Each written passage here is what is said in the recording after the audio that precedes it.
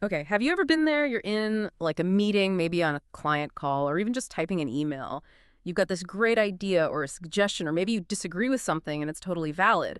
But then you just freeze. You know what to say, but getting the words out, sounding confident, professional, but not, causing friction. It feels like walking on eggshells sometimes.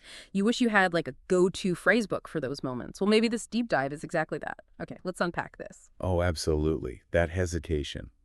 So common. And that's precisely what we're digging into today. We're pulling out the really key stuff from our source, business English, meeting phrases, and professional dialogue, focusing on, the practical phrases you can actually use. And it's fascinating, isn't it, how tiny shifts in language, just subtle changes can really boost your professional presence. It changes how people react to you. Totally. So, our mission here is pretty clear. We want to give you specific, usable phrases for joining in meetings, sharing your ideas, handling those tricky conversations with poise. It's not just theory. It's like an instant toolkit you can use right away. And it's not just for formal meetings either, right? This stuff works for emails, video calls, even like team projects. Here's where it gets really interesting. And the why behind it all is so important because sounding professional, communicating clearly, it isn't just about being polite, is it? It's really about showing respect. Respect for others' time, their ideas. It shows you've thought things through, and it projects confidence. That's huge for how people perceive you and whether they actually listen to what you're saying. Right. Let's tackle this challenge. Our source really focuses on how specific phrases can like completely change how you're perceived. Yeah, I mean, when you're working in a team, any team, being able to clearly say what you think, make good suggestions, even disagree without causing a fight, that becomes, well, fundamental. It's the difference between your idea landing or just getting lost. And it's more than just sounding polished, isn't it?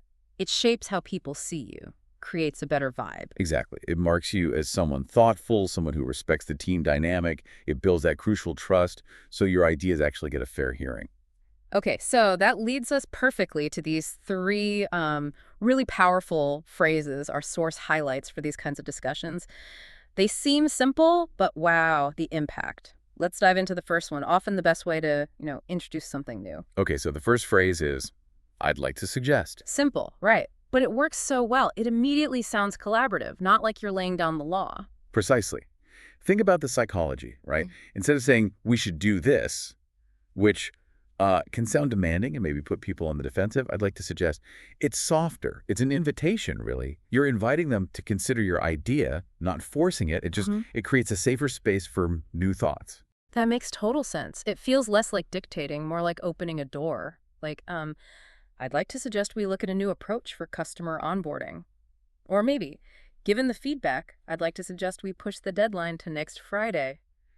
Sounds much better. Yeah, it just frames what you're saying as thoughtful, respectful. It signals you're part of the team and you value, making decisions together. Okay, that's great for getting an idea out there, but what about building on it or getting others involved? What's the next key phrase? Right. Our second phrase is, how about? Ah, another good one. So collaborative, and you can use it for almost anything, like a brand new idea or adding on to someone else's point. Totally. For example, that marketing campaign idea is interesting. How about we also add a social media contest? Or maybe we need to streamline things. How about we try automating that weekly report? Yeah, it's brilliant because it just naturally invites people to chime in to kind of co-create the solution. It's less, here's my answer, and more, let's find an answer. Exactly right. It's not demanding. It's genuinely exploratory. It fosters that kind of brainstorming feel where everyone's comfortable throwing ideas around. Yeah. It's about that shared ownership, which, is key for getting people on board. Okay, but now the tricky part.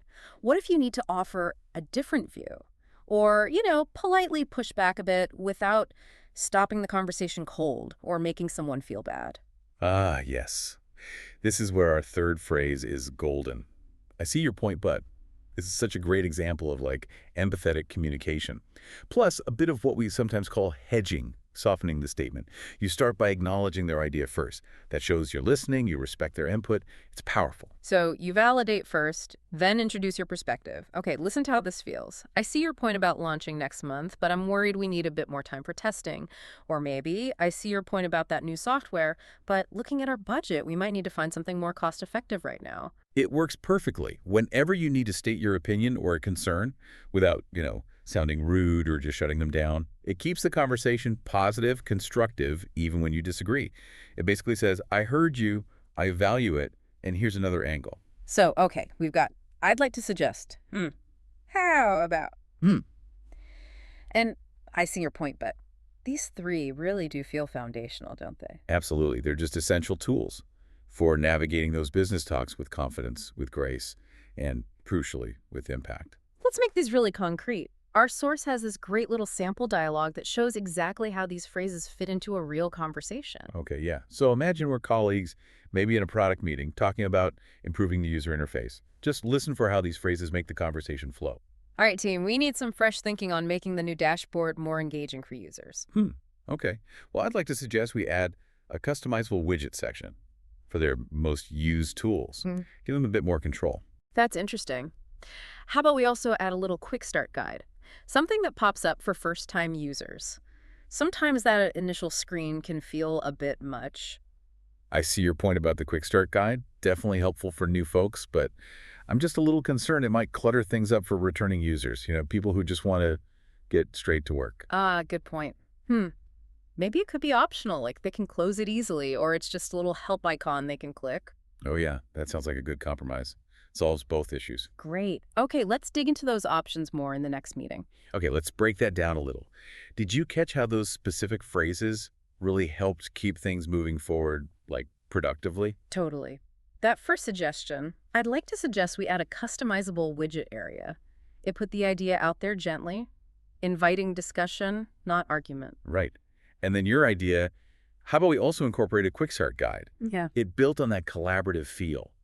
It offered another suggestion without being pushy, kept the brainstorming going. And the really key part, I think, was when you had a concern about the guide, phrasing it with, I see your point, but. That acknowledged the value first, showed respect, before bringing up a totally valid point about user experience. That acknowledgement is just so important, isn't it? It signals, hey, I actually listened and understood. Yeah. Even if you have a different take. It keeps it constructive, stops it from turning into, a debate club. Exactly. It turned a potential disagreement into like a collaborative problem-solving moment, which led to a better idea in the end. And that's really the goal, isn't it? Sharing ideas, getting things done, but keeping relationships strong. Precisely. And that's why getting these phrases into your regular professional vocabulary can be, well, such a game changer. They just lift the quality of your interactions. And to help with that, our source has this cool thing called a fluency builder. Think of it like a quick mental exercise to make these phrases feel natural, automatic almost. Yes. It's great. It will sort of give you a common, maybe less polished way of saying something and then show you how to upgrade it instantly with these key phrases.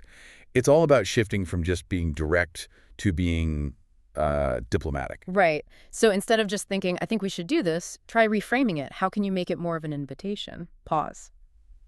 Yeah, if you thought something like, I'd like to suggest we do this, you're right on track.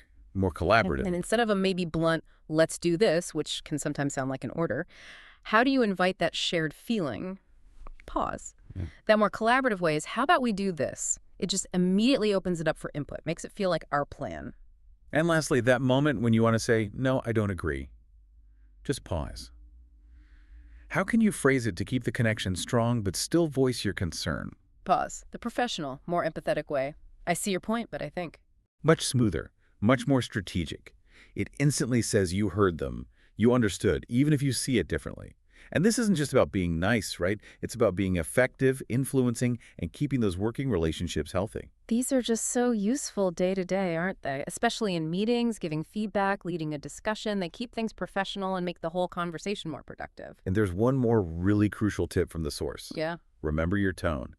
It matters just as much, maybe even more, than the actual words. Exactly. You could use the politest phrase ever, but if you sound annoyed or rushed or dismissive, it just cancels out the words.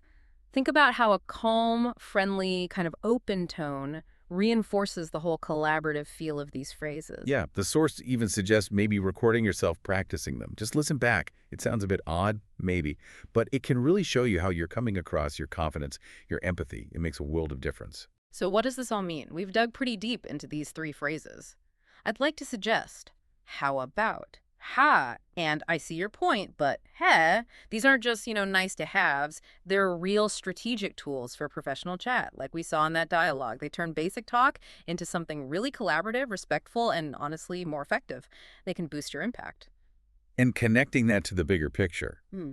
consciously using these phrases, like we've been talking about, Yeah. it's just vital for building good working relationships and Right. getting stuff done together. Knowing this stuff is great, but actually using it is where the value is. These phrases give you a direct way to have better, smoother interactions at work. They really do make a tangible difference in how people take your ideas.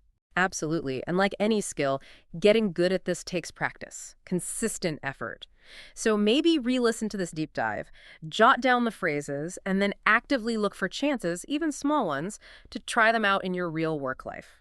Remember, using polite professional language isn't just about sounding good. It shows respect, builds trust, and just makes working together so much better. It can really open doors. Which brings up maybe a final thought for you to chew on. We talked about the bonus tip about tone. Yeah. So beyond just learning the words, how might really thinking about your tone, practicing these phrases so they sound calm, friendly, open, how might that elevate your impact even more in your next meeting or conversation? Just consider how that small shift in language plus that intentional delivery could make a really significant difference in how effectively you communicate and where that takes you professionally.